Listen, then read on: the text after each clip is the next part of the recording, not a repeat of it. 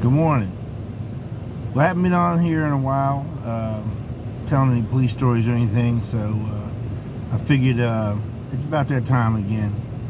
So I was thinking about something that happened to me one time, and I'll share with you guys. So this is when I was a sergeant, and I worked in the 5th District in Washington, D.C., in the Northeast area. What happened was, two crimes had occurred at the same time. The one that I was involved in is I was chasing a guy for drugs, right? And at the same time, there was a robbery at the metro subway station, you know, in the same area, about a block away. So there's this apartment complex called Brooklyn Manor. I knew it very thorough, very good, you know, like the back of my hand. So I'm chasing this guy, and I'm in my vehicle because I know exactly where he's going to run to, and I'm saving myself time and energy.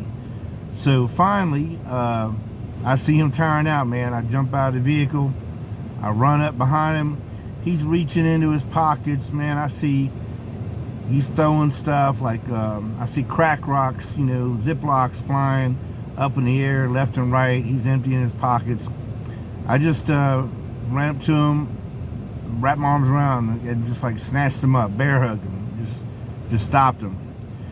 But at the same time, I felt this really sharp pain in my side, and I was like, what? I said, did he stab me?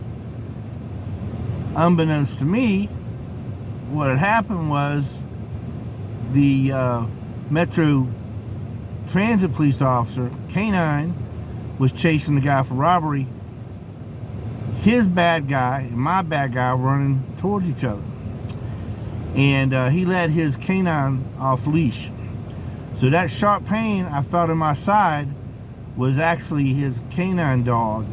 One of the claws, luckily it's wintertime, went through my coat jacket into my side, the area. There was like a little gap where my bulletproof vest was.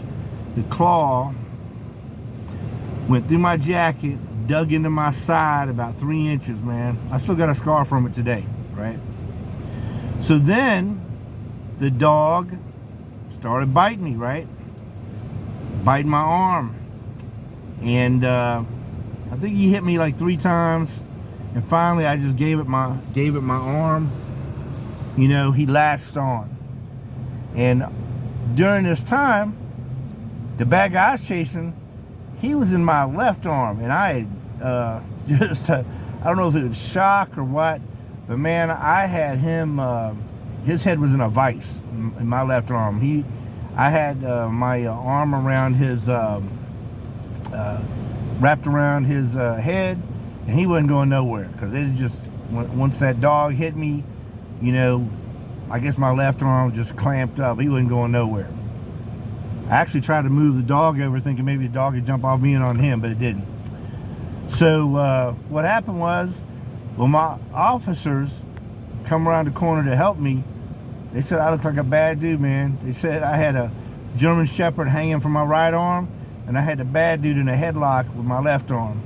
So anyway, the K9 guy finally got his dog off me, and my officers, they were really upset at the guy. They were like cussing him out, but it was an accident, you know, things happen. And you know, what's cool is I found this out after the fact, probably about a month later. The guy that I was chasing, that I caught for the drugs, I didn't know this, but about a month later, he got charged with a homicide. So he had killed somebody, you know, and he wasn't wanted for that when I was chasing him. But, you know, who knows? He may have thought that's why I was chasing him. But yeah, so he got locked up, you know, on the drugs from me, crack cocaine. But yeah, he was wanted for a homicide. So I got him locked up. Well, let me tell you what it felt like the next day. It felt like I had been beaten with a baseball bat on the right side of my body. That's the best way to describe it. feel like I've been beaten with a bat. So I was really sore. And I think this happened like on a Tuesday. I took like 3 days off from work. That's all I took. And then, I went on back to work. But I still got that scar on my right side, man. German Shepherds are no joke. All right. Thanks for listening.